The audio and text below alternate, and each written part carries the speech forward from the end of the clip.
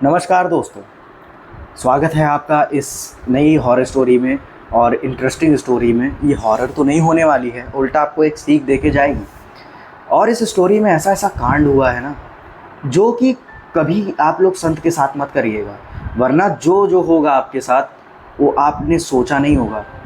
और उसी घटना का जिक्र मैं इस वीडियो में करने वाला हूँ। तो मैंने जैसा कि आपको बताया था कि पिछले वाली वीडियो में लास्ट जो क्लिप था उसमें मैंने आपको बताया कि एक स्टोरी मैं आपको बताने वाला हूँ जो लीला बाबा पे डिपेंडेंट। और वो स्टोरी इतनी अच्छी है कि मैं आपको बताऊंगा ना तो आपकी आंख से आंसू भी आएंगे और थोड़ा सा अजीब भी लगेगा कि इंसान पहले भी कितना दुष्कर्मी हुआ करता था। तो बात करते हैं अपने इस स्टोरी की। ये स्टोरी स्टार्ट होती है दुमदुमा नाम के एक गाँव से।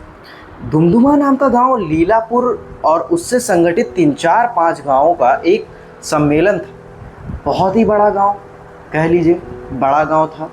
और वहाँ पे छोटा लीलापुर है वो अलग रहता, मतलब उसमें अलग था। तो होता क्या है, दुमदुमा गांव जो था वो बहुत ही अच्छा गांव था, क्योंकि उसमें एक संत रहा करते थे जिनका नाम था लीला बाबा। वे अपने अच्छे कर्म के लिए बहुत ही फेमस थे। और वो कर्म क्या किया करते थे कि वो अपनी आखिरी सांस तक अगर कोई भी प्रॉब्लम गांव पे आती थी तो उससे डट कर फेस करते थे और कभी भी हार नहीं मानते थे। इसी कारण सारे गांव वाले उनको कह लीजिए हर दिन अपने घर पर बुलाते थे और उनको भोजन कराया करते थे। तो होता क्या है कि एक बार लीला बाबा जी जो थे, ये स्टोरी है 1650 के आसपास की, 1650 या 40 के आसपास।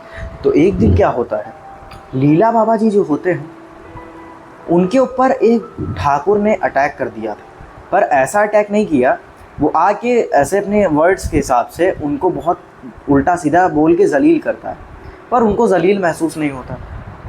और उल्टा वो आंख बंद करके भगवान से क्या प्रार्थना करते हैं, हे ईश्वर आप इस नादान बालक की जितनी भी कठोर शब्द हैं इन सबको माफ़ करिए, इसकी गलतियों को माफ़ करिए।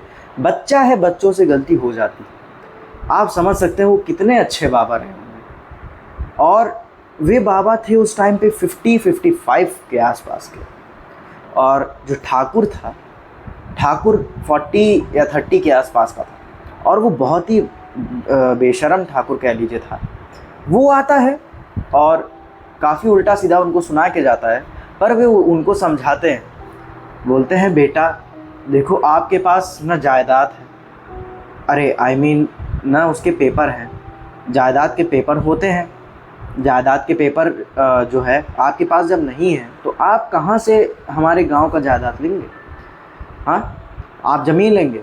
आप भगवान से डरिए, भगवान की तो पूजा करते ही होंगे। तो वो जो था वो सोच में पड़ जाता है, बोलता है बाबा जी सही तो कह रहे, इनकी मैंने इतनी बेइज्जती की है, इनके चरणों में मैं माफ़ी मांगता हूँ गिर के, हो सकता है मेरे को माफ़ कर दे। वो वही फूट फूट कर रोने लगता है। जो भी बाबा जी ने उनको अच्छी सीख दी हो तो रो रो के कहता, बाबा जी मुझे माफ़ कर दीजिए, मेरी सोच जो है बहुत ही गंदी है और मैं आज से ऐसा कभी नहीं करूँगा। बाबा जी बोलते कोई बात नहीं नादान बालक, तुमसे नहीं होगी गलती तो किससे होगी? बच्चे जो होते हैं वो माता पिता के बहुत ही प्यारे होते हैं।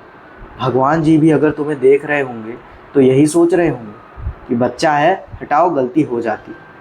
तो क्या होता है, कुछ साल बाद उसी ठाकुर का छोटा भाई आता है, क्योंकि कुछ साल बाद जो वो ठाकुर रो रहा था उनके चरणों में गिरकर, उनकी मृत्यु हो जाती और बहुत ही रहस्यमय तरीके से होती। तो क्या होता है, वो जो उनका भाई था छोटा वाला आता है और लीला बाबा जी को पहले उल्टा सीधा सुनाता है, बल भर जमकर सुनाता है और 4 गांव वालों के सामने और जलील कर देता है। और कहता है कि अरे ढोंगी तुम्हें शर्म आती है?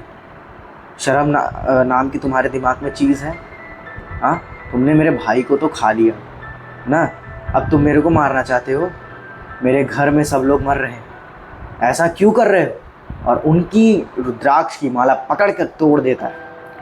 तोड़ता है, तोड़ते से ही बाबा जी फिर गुस्से में आ जाते हैं, पर फिर भी बोलते हैं हटाओ, बच्चे हैं, नादान बच्चे हैं, गलती इन्हीं से होगी और किससे होगी। तो वो फिर भी उसी बच्चे को समझाते रहते हैं, उन ठाकुर के छोटे भाई को। तो वो समझता नहीं है बहुत ही निठल्ला टाइप का था, तो उनसे फिर भी लड़ रहा था। उनको 1-2 स्लैप लगा दिया। स्लैप लगाते से ही उनको मतलब ईगो हर्ट हो जाता है भाई, चाहे जितना बड़ा आदमी हो। अगर आप मोदी जी को कहना नहीं चाहिए, अगर आप ऐसे कुछ उल्टा बोलेंगे तो आपको तुरंत जेल में डलवा देंगे, ऐसा ही था। तो होता क्या है कि उनके श्राप से ना गाइस आज तक कोई नहीं बचा था। ये पूरे जितने अगल बगल के गांव थे, दुमदुमा गांव के, वो सब जानते थे। फिर भी वो ठाकुर इतना बदतमीज़ था कि वो कहता था कि मैं इन लोग पे विश्वास नहीं करता। अब आप लोग को बता दूं, आप लोग के विश्वास करने ना करने से ये जो ट्रुथ होता है वो चेंज नहीं होता। यही हुआ उस आदमी के साथ। वो स्लैप करता गया और उसके बाद कुछ देर बाद उसने अपने साथियों को बुलाया। बुलाते से ही सब लोग लाठीचार्ज करने लगे पूरे गांव वालों पर, और बोलते हैं कि आज तो हम पूरा दुमदुमा गांव खाली कर देंगे। गुस्से में आए बाबा जी बोलते हैं आज धरना करो, आज सारे गांववासी धरना करो, नहीं करोगे तो ये लोग सर पर चढ़ जाएंगे।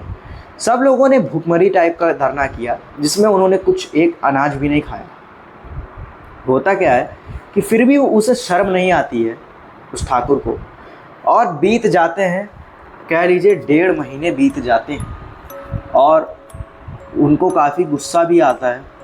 जो बाबा जी रहते हैं और उनकी प्रजा रहती है, तो वो जो प्रजा थी वो क्या कहती है, बोलती है बाबा जी आप प्लीज़ इन लोगों को श्राप दे दीजिए, प्लीज़ आप लोग के चरण पे हम लोग गिरते हैं, नहीं देंगे तो ये लोग हमें मार देंगे। तो बाबा जी बोलते हैं ठीक है, मेरे को साधना करने दो। साधना करते हैं 1 घंटे के लगभग बिना पानी पिए, और तभी वो तुरंत अपने मन में श्राप उन लोग को दे देते हैं। बोलते हैं जिस ज़मीन के लिए तुम मर रहे हो उसी ज़मीन से तुम्हारा सत्यानाश होगा और तुम्हारा पूरा खानदान का खानदान उजड़ जाएगा।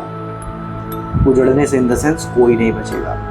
तो होता क्या है कि ऐसा ही उन्हीं के जो ठाकुर के गांव में भुखमरी फैल जाती है और पूरा का पूरा गांव शिफ्ट हो जाता है। पर ठाकुर इतना बदतमीज़ था, उसका छोटा भाई ज़मीन की लालच में वो नहीं छोड़ता गाँव, और लगभग कह लीजिए 1-2 महीने लगातार टिका रहता। उसके पूरे ख़ानदान वाले लोग वो धीरे धीरे सड़ गल के, और मतलब समझ लीजिए जैसे भी उनकी डेथ हो रही थी। और बाद में पता है उनकी जो ज़मीन होती है वो पूरी की पूरी ख़राब हो जाती है, बंजर हो जाती है, और उसमें दरारें पड़ने लगती हैं। आप भी जानते होंगे बंजर होती तो बहुत गंदी हो जाती है, तो वो सब की डेथ हो जाती है और पूरा का पूरा खानदान खत्म। तो लीला बाबा जी जो थे वो फिर भी उनको दुख होता है, अपने ऊपर गिल्टी होती है, पर बाद में वो अपने आप को मनाते हैं। बोलते हैं भाई जब उसने इतना समझाने पर इतनी गलती की तो मैं क्यों ऐसा करूं, अच्छा ही किया मैंने उसका ये किया, उसको अगले जन्म में इस चीज़ का एहसास होगा। तो वो एक बार लंबी साधना कर रहे थे, क्योंकि उनको ऐसा आभास हुआ तो उनके गांव पर, दुमदुमा गांव पर एक बहुत बड़ा संकट आने वाला है, और वो संकट ऐसा है कि भुखमरी से भी खतरनाक है। और वो संकट इसलिए आ रहा है क्योंकि उन्होंने जिस आदमी को श्राप दिया था उसी के परिचय का एक तांत्रिक था, उसने पूरे गांव पर मारण क्रिया कर दिया था। मारण क्रिया किया है, और किससे किया? ज़मीन की मिट्टी से। आप भी जानते हैं ज़मीन की मिट्टी लेके अगर आप किसी की ऊपर मारण क्रिया कर रहे हैं तो ज़मीन का जो ओनर है उसकी पहले डेथ होगी, उसके बाद धीरे धीरे सब फिनिश। तो होता क्या है, ये स्टोरी बहुत ही लंबी जाती है और ये स्टोरी का पार्ट कल मिलेगा। और अगर आप लोग यहाँ तक इस पार्ट को देख चुके हैं तो प्लीज़ मेरे वीडियो को लाइक, सब्सक्राइब और अपने जितने भी घर में मेंबर्स हैं उन लोग को शेयर ज़रूर करिएगा, और ज़रूर से ज़रूर मेरे इंस्टाग्राम पेज को फॉलो करके जाइएगा। और ये दिया है अपने चैनल के डिस्क्रिप्शन में, और आप जाके देख सकते हैं।